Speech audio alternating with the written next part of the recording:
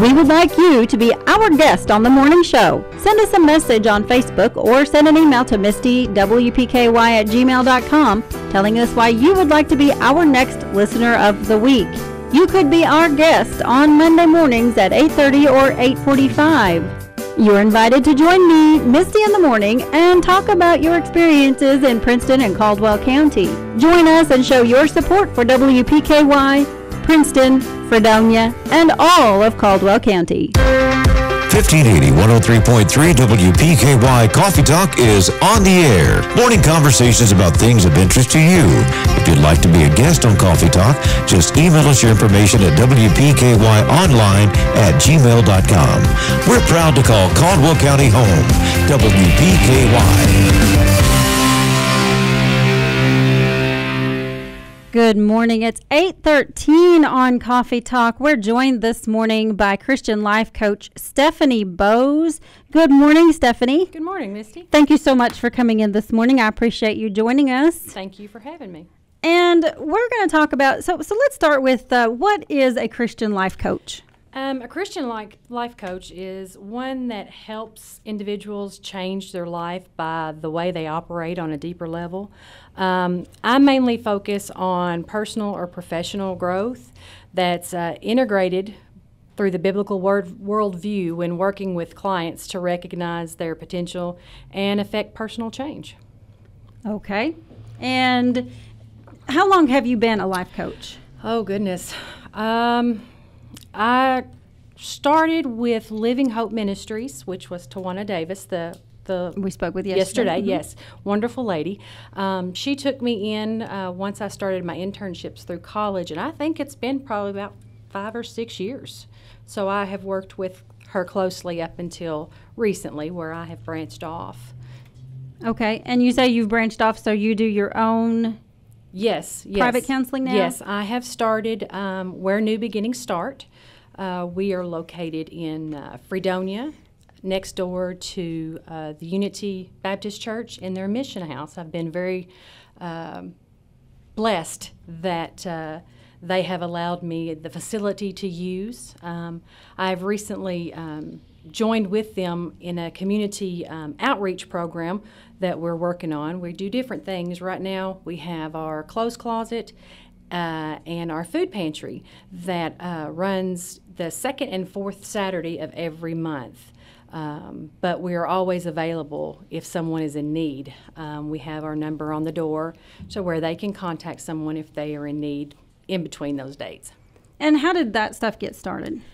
I'm going to be honest, Misty, that's been going on for quite some time. I am new to Unity. I've probably been going less than a year to that church. But Brother Danny Sherrill and his wife Shanna started this outreach program with the congregation several years back. We also do a free yard sale once a year. Donations from people in the community, and we set everything up, and it's free to whomever. They just come and take what they need. And we do not ask for anything, donations or anything. It's just strictly a free yard sale for the community. Wow, okay. So you just get donations from the community? Yes, just get the donations from the individuals that bring our clothes for our clothes closet as well. And so I can just go shop and get all kind of junk that I want, Absolutely. Right? We have junk that I go pay for at another yard sale. I get free over there. Exactly. And we also have some stores here in Princeton that are very gracious and donate clothes and shoes and stuff that are on their closeout racks, and they just graciously give it to us for us to give out to the community. Oh, wow. So I can go get brand new stuff at this yard sale. Yes, ma'am. Yes, ma'am. And when does that usually take place? We usually do that about the latter part of the summer. It's during the Fredonia Festival, I think, is the time that we do that. I'm not exactly sure on the date, but I'm pretty sure it's the same morning that the festival starts in Fredonia. Okay. All right. Just part of the festival. Yes, gotcha. Ma'am. Yes, ma'am. Okay. So there is something starting up at the Unity Baptist Church. Yes. Talk to me about that. Right now I'm offering classes through New Beginnings, which consist of anger management classes, domestic violence. I also do youth family and marriage counseling, along with some court-mandated classes, which if someone is court-ordered to do a class, most classes that are required are like domestic violence, anger management, or addiction, which we have a huge problem with here in our community alone, not counting other communities. I was listening to your show the other morning when one of our state troopers came in and was talking about the Angel program, which is a fantastic program. We need more programs like that for our community that allows addicts to be able to seek the help that they need. But what we do at New Beginnings is I help people to understand their addictions and to help them work on tools to try to overcome their problems. It's sad, you know, a lot of our community or our younger children are turning to drugs because they have no way of dealing and coping with today's issues. Right. And, you know, I think you mentioned that Tawana was here yesterday, and we didn't get into much, but Right. I will to say that, you know, the purpose of her book was to talk about issues that you don't deal with. Absolutely. And, Absolutely. you know, maybe at one day we didn't deal with them, and today we have reached a point where now this is how we deal with them. Absolutely. Every day someone deals with a struggle, whether it be depression, anger, you know, there's a lot of different aspects out there. People need to learn that there's tools with coping. You know, we don't necessarily want you to think that you have to be medicated for everything in the world. You know, there's things and tools that you can use to help yourself along the way. But you just have to have the willpower. That's the first thing, and you have to understand, you have to come to that point in your life when you're ready for someone to step in and help you also. Yeah, and you know, so if you listen to my interview, you also heard me say that have not dealt with addiction other than, you know, food addiction. And so I understand on a very smaller level what that's like. Right. You know, I know what it's like to not have the donut when I want it. The Right. craving doesn't go away Right. just because I want it to. Exactly. And, you know, I wish that there was a larger variety of facilities out there to help people. You know, we are limited in number to help individuals, you know, which I'm very grateful, you know, that Tawana has stepped up and in her ministry, you know, and there's other ladies and other gentlemen in this county that are also doing the same. You know, if we work together, we can help a lot of people. So the group that's forming at Unity, Yes. is there a fee for that? I have a minimum fee. Most individuals, when they go somewhere to get assistance, they usually have a copay. And I am at a $25 copay. However, if an individual is not able to pay that, I will assess that and, you know, at times offer my services for free. I'm not going to turn someone away because they don't have the money to get the help. That's probably one of the things that I take to heart, you know. There are individuals that are on a monthly income, you know, and they make $400 or $500, maybe $600 a month. They can barely pay their bills, you know. So we need to be able to reach everyone. And if money is what stops that, you know, that's the sad part. Sure. And I'm going to speculate. Of course, I've not dealt with it myself, and nor do I know anyone that has gone through it. But I would assume if you're dealing with a drug addiction, you don't have a lot of money because your money goes to places it shouldn't go. Exactly. Addicts have a tendency to, you know, disperse of their money very quickly. And with that in mind, you know, I have a wonderful support group standing behind me. My husband, he has supported me through all of this. My church family, best people ever. They stand behind me, and they're there ready to help me if I need the extra support when dealing with addicts or anybody for that matter. Individuals that suffer from addictions, it's not a quick fix. It's a long road that they have to travel in order to get the tools in order to be able to maintain. What got you interested in becoming a lay? You knew that was coming. If you've heard my show, you know I was going to ask that, right? I'm going to be honest with you. I have always been that one person that's a helper. And I'll tell you the quick story. My mother, bless her heart, she passed away right before I graduated college. And I almost gave up because she was sick and I was having to take care of her. And she was my motivation because I helped her through her transition, and she wouldn't let me quit. She knew that I had the ability to help others. I usually go above and beyond when it comes to helping people.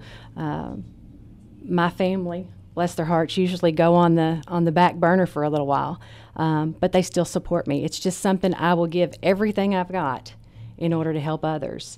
Sometimes that's a good thing, you know.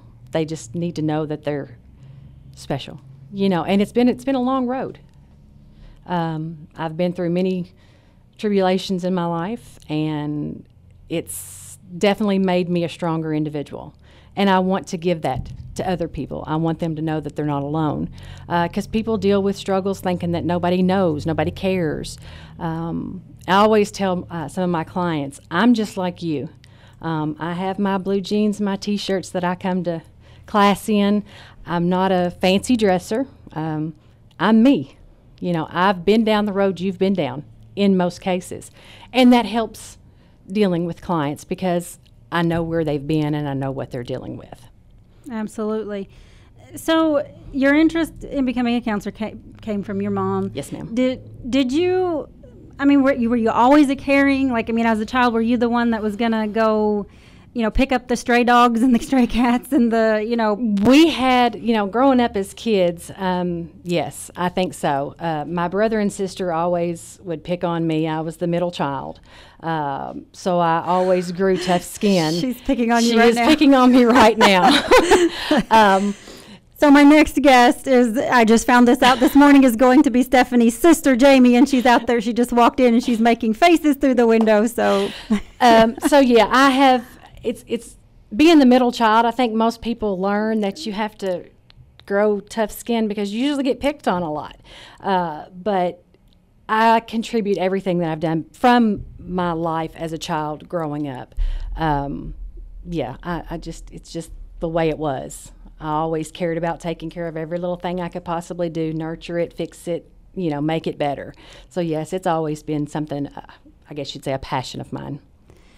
Do you find, as a counselor, I don't know if I could do that. I don't know if I could sit all day, every day, and listen to, I think I would take it, I would absorb too much.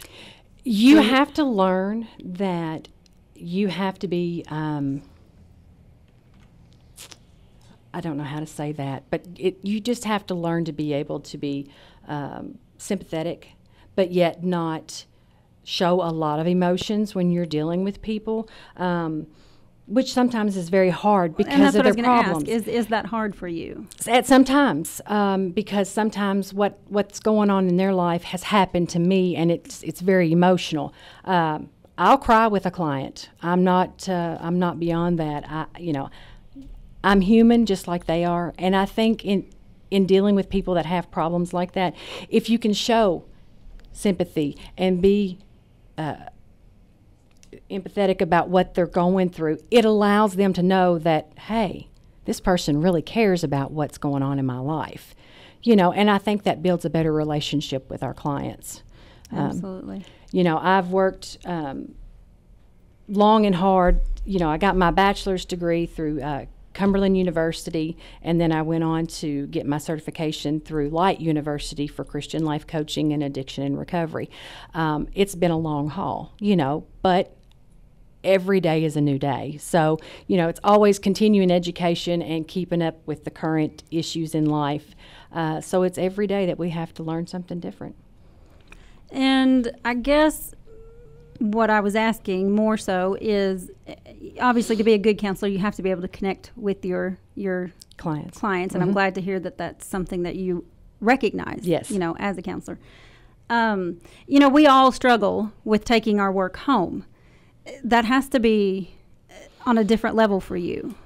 How do you cope with that? How do you separate and not take, or do you? I mean, think my husband gets on to me a lot because I keep everything in. I don't really let anything out, which a lot of the things with my clients is all confidential. So I can't really divulge anything to him. However, it's always best, and this is something that Tawana and I had discussed at one time, for every life coach, they need a life coach. And that's what I was just going to ask. Yes. So we all have those outs that we can go to that also have the confidentiality that they can't divulge any information in order for us to let our stresses and our problems out on them, and then they can help us cope with what we have going on. I always tell, everybody, I'm human, I can only carry so much burden. And that's where Brother Danny comes into play for me because he's my pastor, and his wife Shannon.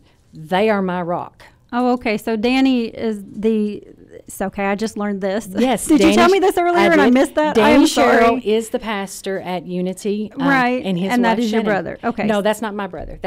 No, Brother Danny is the pastor. Oh. Okay. Okay. Yeah, I knew that much. Yes. That much I got. But when you said No, your brother, no relation. Okay. All right. I'm going to put my listening ears on now. Sorry about that. That's okay. That's okay. But they are family. So, they have always been there if I have a moment that I just need to cry.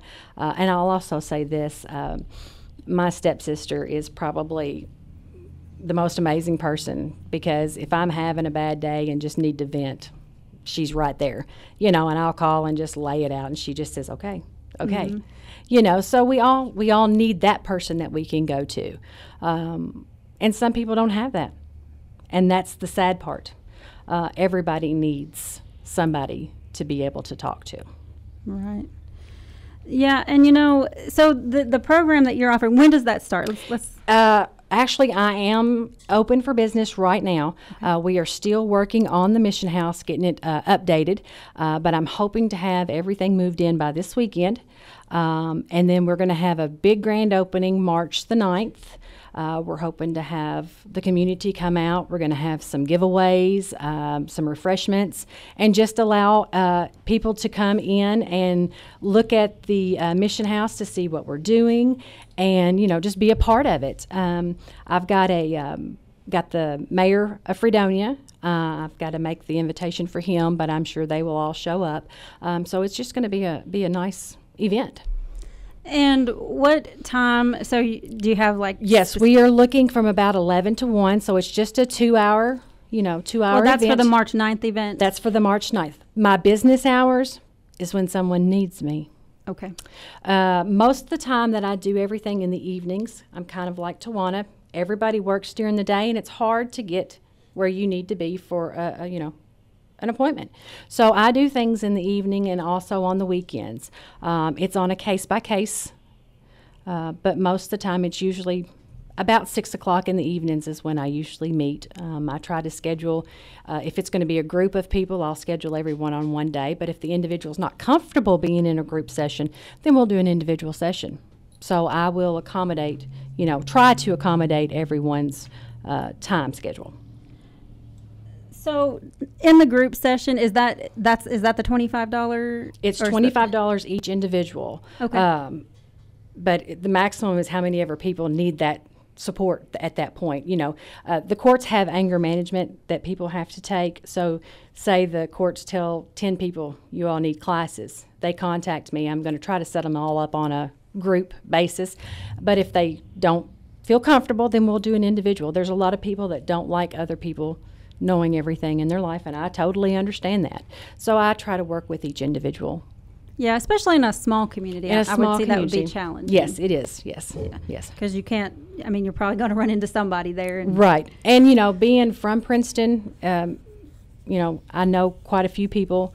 I may not know their name, but I know their face, So that makes it a little bit easier for them as well because they know that I've been here, for a long time. So that helps with it. Stephanie, I appreciate you coming by today and talking to us. I think what you're doing is awesome. Thank you. We need affordable counseling. Absolutely. We need, whether we admit it or not, we need it. Absolutely. And individuals that don't want others to know.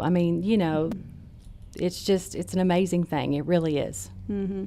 And that's where Tawana's book comes in. She's all about the, you may not want to know, but that's what's the important thing is to let it be known. Exactly. Some individuals, like me, they put everything down in there, and Tawana's been blessed enough to put hers in a book. Mm-hmm. I could probably write a book, but it might scare some people.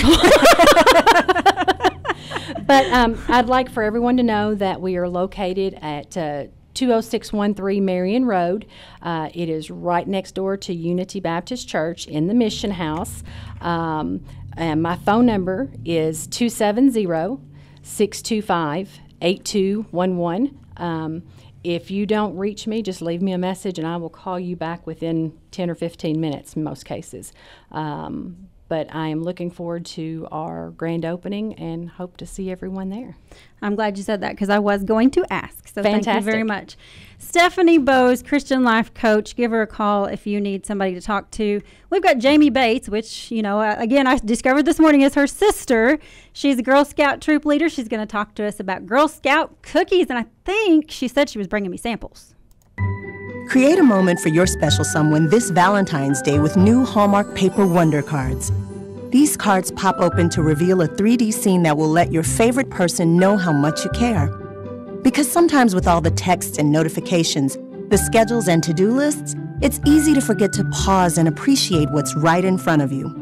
So take a moment to create a moment with a Hallmark Paper Wonder Card this Valentine's Day. Available in the card department wherever Hallmark cards are sold. This is Mallory Hancock Lawrence, and we love our Caldwell and Lyon County friends. We invite you to come to Cada's anytime you can to shop